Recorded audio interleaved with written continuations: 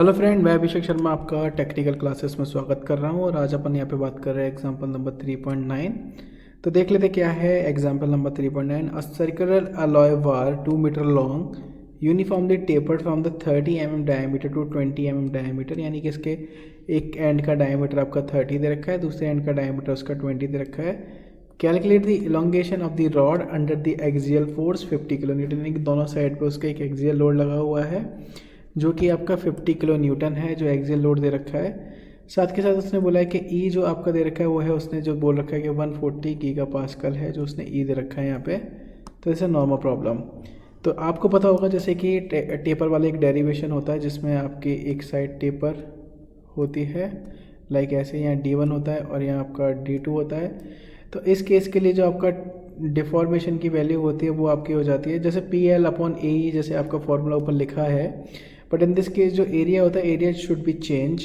तो जो टेपर के लिए अपन एरिया यूज़ करते हैं वो हो जाता है आपका π/4 D1 D2।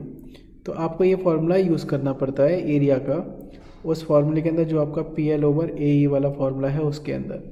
तो नाउ इन दिस केस तो आपके पास जो टेपर के लिए डिफॉर्मेशन के लिए फार्मूला है वो आपका फार्मूला हो जाएगा अब change in length is equal PL/πE D2 D1 या D1 D2। तो ना in this case we just write the formula. ये मैंने फार्मूला लिख लिया, इसके अंदर मैंने वैल्यू पुट कर ली। 4 का 4 आ गया यहाँ पे आपके सामने। उसके बाद 50 किलो न्यूटन दे रखा है तो 50 × 10⁻³ हो गया। लेंथ आपकी 2 मीटर दे रखी है तो 2 × 1000 हो गया।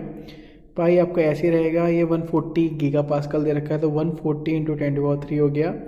लाइक D1 इज़ 30 और D2 इज़ 20, तो दोनों का मल्टीप्लाई कर दिया और आपके पास वैल्यू अगर आप कैलकुलेटर से सॉल्व करेंगे तो आप इसको कैलकुलेटर से सॉल्व करेंगे तो आपके पास जो वैल्यू निकल के आएगी वो निकल के आएगी आपके पास। ये जो वैल्यू लिख रही है normal 1.52 mm। Simple, very simple problem. अगर आपको वीडियो अच्छी लगी है तो प्लीज़ लाइक ज़रूर करना, शेयर जरूर करना। Thank you for watching guys, thank you so much.